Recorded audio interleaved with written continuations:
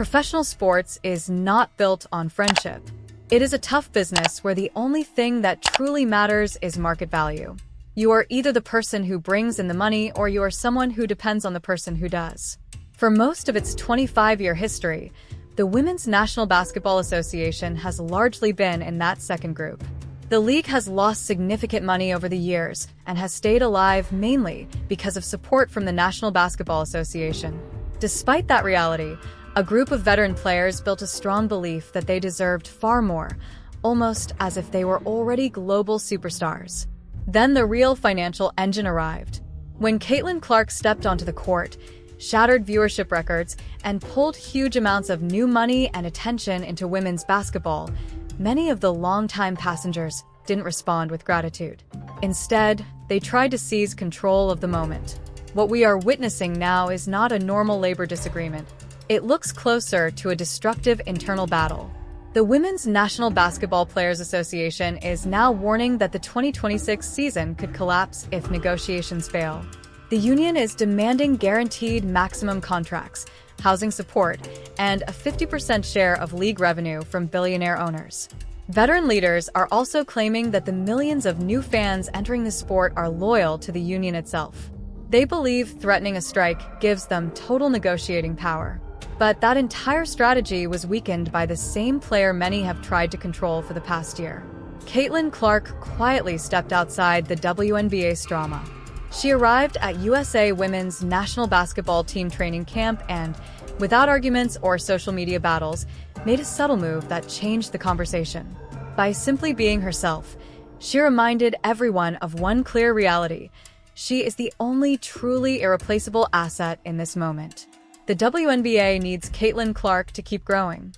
Caitlin Clark does not necessarily need the WNBA. They're kind of doing some drills here. Let's see them cook up for a little bit. Chelsea, no look to Caitlin. Side dribble. Main thing is they're enjoying themselves, man. I love it. Okay, Angel to Stu, easy work. It seems like Caitlin is hanging with Kelsey a lot. Paige always yelling. Paige yelling about anything these days. If you want to see why union leaders may be uneasy, watch the footage coming out of the international training camp. This is more than practice video. It sends a direct message to the veteran players trying to pressure the league. Look at the atmosphere. Look at the culture on display, far from the tension and internal politics surrounding the union. You can hear the excitement inside that gym. The smiles are obvious. The energy feels relaxed and positive. Caitlin Clark, Breanna Stewart, and the next generation of American stars are laughing, competing, and shouting. USA on 3. They look like elite professionals enjoying basketball at the highest level of their careers. Now compare that atmosphere with the tense and constant conflict surrounding the WNBA labor negotiations. Veteran union leaders have pushed a message filled with frustration and anger. They want the public to see them as victims standing up against billionaire owners. Every headline seems to focus on resentment, disputes, and strike threats. The situation has become so chaotic that even members of the union leadership have reportedly leaked letters to ESPN asking for basic transparency. By stepping into Team USA camp and showing genuine joy, Clark disrupts that narrative completely. She sends a powerful signal to sponsors, broadcasters, and team owners. She represents a high-value investment without the drama. While union leadership can appear divided and frustrated, Clark looks like the type of global star brands want to support. She demonstrates that the negativity surrounding women's basketball is not inevitable. Much of it comes from a small group of veterans worried about losing control of the league's culture.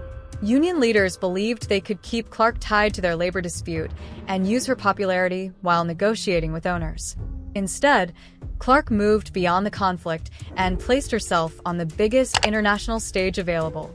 If you want proof that the union miscalculated, look at a real market test. In business negotiations, bluffing does not work when the other side has more options.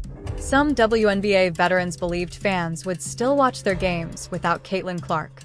To test that idea, they helped launch the unrivaled competition, hoping to show they could attract viewers and revenue without the rookie star wearing number 22.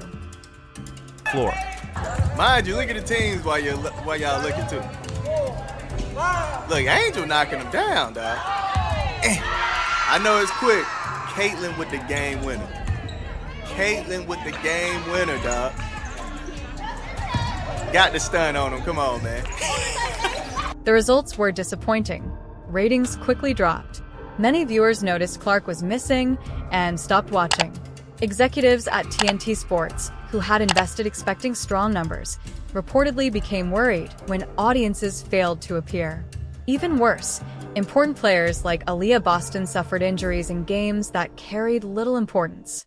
The experiment exposed both financial weakness and physical risk. By trying to prove their independence from Clark, the veterans unintentionally revealed how much their national TV value depends on her presence. Now look at the opposite situation. Watch what happens when the true main attraction is on the floor. Caitlin Clark hits a game-winning shot. That single moment explains the entire business model. It is exactly the kind of highlight that justifies a multi-billion-dollar media agreement. It is the rare talent capable of pulling a global sports audience. League power figures, people like Adam Silver, Kathy Engelbert, Joe Tsai, and Matt Ishbia, see these moments and understand their value immediately.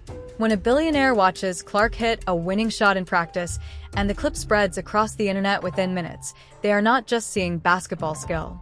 They are seeing financial leverage. If the players' union truly calls a strike on March 10th, owners might not panic.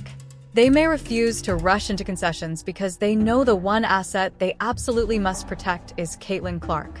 And right now, Clark sits somewhat protected from the chaos surrounding the league. If the 2026 season is delayed or canceled, veteran players will likely feel the consequences first. They lose salaries, media attention, and influence. Housing demands they negotiated become their own responsibility. Some may fade from the public spotlight. Clark's situation would be different.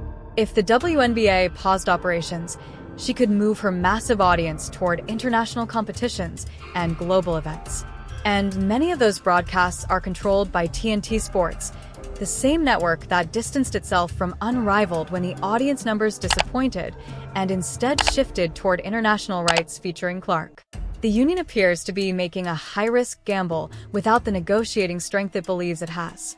It is challenging billionaire owners while simultaneously revealing that its national television appeal weakens significantly without its rookie star. There is also another uncomfortable possibility. The strike pressure may not be only about improving conditions for all players. Many athletes, agents, and staff members want a deal finalized quickly so contracts can move forward.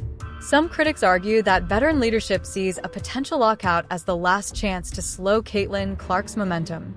For years, they operated in a smaller system where they controlled the hierarchy and shaped the narrative around the league.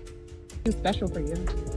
Man, I think, this is every kid's dream. I think I wrote it down when I was in third grade. So just excited about this opportunity. And I remember Kara Callan talking to us when me and Paige, and I know AB isn't here, but even I played with Ryan on the U19 team. On the junior national teams, there's only going to be a couple of you that end up making it to make a senior debut. So whether that's the World Cup, whether the World Cup qualifier, whether that's, the Olympics, every single part of it and part of the journey is really special. So I know we're a ways away even from the World Cup and obviously a ways away from the Olympics, but this is still really exciting in itself and kind of the first. Then Clark arrived from Iowa, broke records, and brought millions of new fans who had little connection to the old traditions. She secured major endorsements and quickly shifted the culture and economics of the sport. For some veterans, that sudden change created resentment. They worry about what happens when she returns fully healthy, rested, and prepared for her second season. A strike could delay her rise, reduce the spotlight temporarily, and remind new fans that older stars once held the power. But that approach risks damaging the entire league and its media deals just to prove who controls the system. That is not long-term strategy. It looks more like frustration mixed with risky thinking.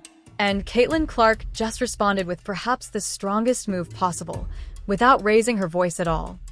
Listen to how strong that statement really is. She calls it a dream for every kid. She shows appreciation for the opportunity. She speaks like someone who respects the game and stays completely professional on one of the biggest stages in sports. That approach destroys the last story the veteran players want people to believe. The old guard wants to portray Caitlin Clark as entitled. They want to blame her fans for the tension. They try to present themselves as the protectors of the league's history. But Clark refuses to play that part. She does not argue online. She does not jump into public drama. Instead, she stands in front of international reporters and speaks calmly and respectfully like a true professional. That contrast makes the Union side look chaotic, like a group arguing over small advantages, leaking passive-aggressive letters, and hurting the same league they claim to defend. By appearing with USA Women's national basketball team, Clark also places herself outside the immediate control of the Women's National Basketball Association. The FIBA qualifiers are a major global television event. She will soon be playing important games on international broadcasts alongside elite talent, far from the constant WNBA politics, physical confrontations, and jealousy debates.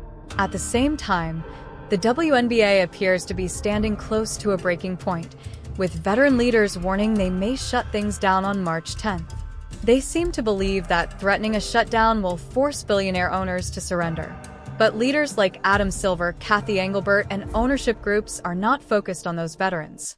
Their attention is on Clark, standing safely outside the chaos, while continuing to expand her brand worldwide and deliver massive value to television partners that follow her career. If the Women's National Basketball Players Association pushes the league into a lockout, they may not be remembered as heroes fighting wealthy owners. Instead, they could be seen as the group that damaged their own momentum, pushed away new fans, and forced owners to restructure the sport in ways that reduce player power in the long run. When everything settles and negotiations eventually return, Caitlin Clark will likely still be the biggest attraction in the league. And some of the veterans who tried to hold her back might be the ones facing uncertain futures, realizing their strategy backfired. The media narrative about a united veteran sisterhood is already starting to weaken. The business reality is simple. In sports, you either create value or the system moves forward without you. Now I want to hear your opinion. Leave a comment below. Is the WNBA union really pushing toward a lockout because they cannot handle Caitlin Clark's influence? Will veteran players actually risk a move that damages their own earnings? Or will billionaire owners stand firm at the deadline? And if the WNBA faces serious turmoil, how massive could the global ratings be for Clark's debut with Team USA? Share your thoughts below. If you want honest discussions about sports business, power struggles behind the scenes, and stories that mainstream sports media often avoids, make sure to subscribe, turn on notifications, and share this video. No soft public relations spin here. We focus on what is really happening. Stay ready. I'll see you in the next video.